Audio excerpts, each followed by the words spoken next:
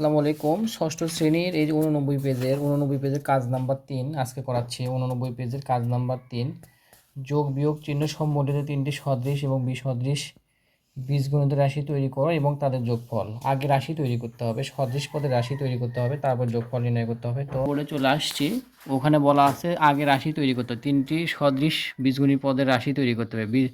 সদৃশ পদের রাশি বলতে সব সেম থাকতে হবে। যেমন ধরেন এখানে 3x 5x x সব সদৃশ্য পদ এক থাকতে হবে, সংখ্যা যা হয় হোক, প্লাস মাইনাস যা হয় হোক, কিন্তু আমাদের এদের চলকগুলো এক থাকতে হবে। ঠিক আছে, এখানে দেখেন 2y 3y আবার y দেওয়া হয়েছে।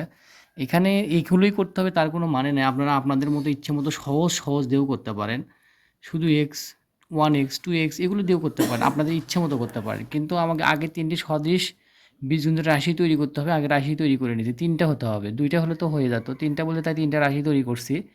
এখন আমরা ভাষা এইভাবে লিখব, সদৃশ রাশি তিনটির যোগফল নির্ণয় করি। এই রাশিটাই আমরা যোগফল নির্ণয় করব। রাশিটা যোগফল নির্ণয় করতে গেলে আমাদের মানে এগুলো সেম যেভাবে আছে সেইভাবেই তুলতে হবে।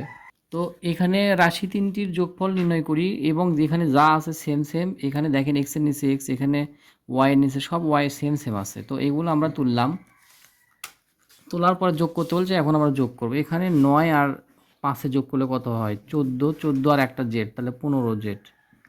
এখানে হবে 15 জেড প্লাস, বড় সংখ্যার আগে প্লাস, তাই প্লাস 15 জেড।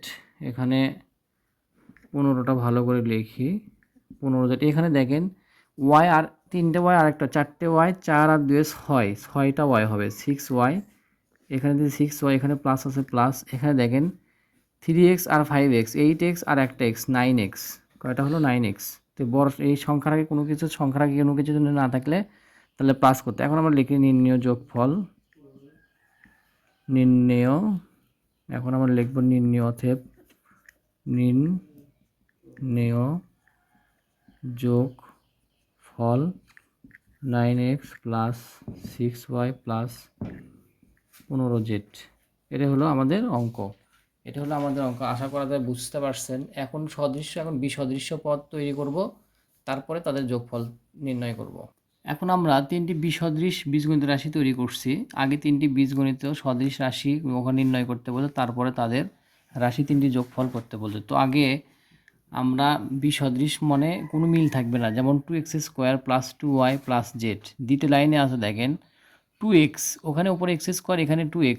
x² আর x দুটো দুই জিনিস, কারণ এখানকার সংখ্যা যা থাকে থাক, কিন্তু আমরা চলকগুলো দেখব কোনো মিল নাই।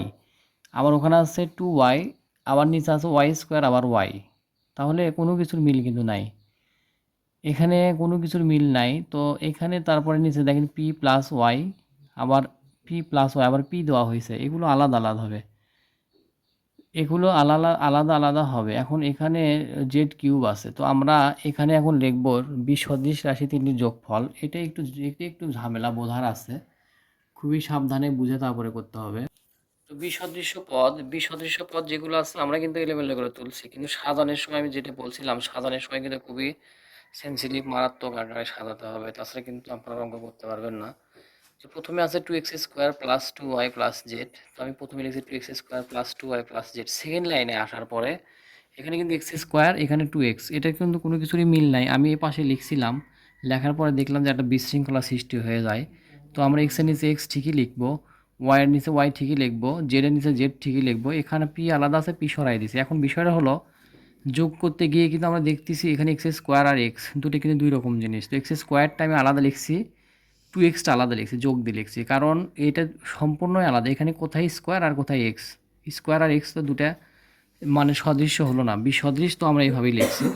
এখানে দেখেন 2y, এখানে 2y আবার y² আবার y আছে, 2y y² আবার y, তাহলে y আর y এর মিল আছে, তাহলে 2y আর একটা y, তাহলে 3y। y² কিন্তু আলাদা, তাই প্লাস দিয়ে y² লিখছি। এখানে জেডের বেলাও তাই, জেডের বেলাও তাই, জেড একটা আলাদা, z² আলাদা, z³ আলাদা। তো আমরা তিনটা আলাদা আলাদা করে লিখব, Z plus z² plus z³। P আলাদা আছে তাই পি আলাদা লিখছি। এই বিষয়টা আমরা এটা খুব গুরুত্ব সহকারে দেখবেন। এক্স এর নিচে এক্স ঠিকই লিখবো, ওয়াই এর নিচে ওয়াই ঠিকই লিখবো, জেড এর নিচে জেড ঠিকই লিখবো, কিন্তু যার সাথে যার যায় তার সাথে যোগ করব। কিন্তু এখানে স্কোয়ার আর এখানে x² আর x দুটো দুই রকম জিনিস। তো এই জন্য 2x² আর 2x আমি আলাদা আলাদা যোগ করে দিছি। এখানে ওয়াইয়ের বেলায় খেয়াল করেন, এখানে ওয়াই স্কোয়ার, এখানে 2y, আবার এখানে ওয়াই। তো যেহেতু 2y আরেকটা ওয়াই, তাহলে 3y, আর ওয়াই স্কোয়ার যেহেতু আলাদা তাই আমরা আলাদা লিখছি। জেড, জেড একটা জিনিস, জেড স্কোয়ার আলাদা, জেড কিউব আলাদা আছে, তো আমরা তিনটা জিনিস আলাদা আলাদা করে লিখছি। Z plus Z square plus Z cube আর পি আলাদা লিখছি। আমার মনে হয় যে বিষয়টা বুঝতে পারছেন। খুবই ঠান্ডা মাথায় ভিডিওটা 2-3 বার দেখবেন, তাহলে বুঝতে পারবেন। এই অঙ্কটা অনেকভাবে করাইছেন, আর এই সংখ্যাগুলো আপনারা আপনাদের মতো করে নিয়ে করতে পারেন, ইচ্ছা মতো নিয়ে ছোটো ছোটো সংখ্যা দিয়েও করতে পারেন, নিজের জ্ঞানে করলে বেশি ভালো। তো সদৃশ তৈরি করবেন, এলোমেলো করবেন এবং যোগ করে নেবেন। আসসালামু আলাইকুম, সবাই ভালো থাকবেন।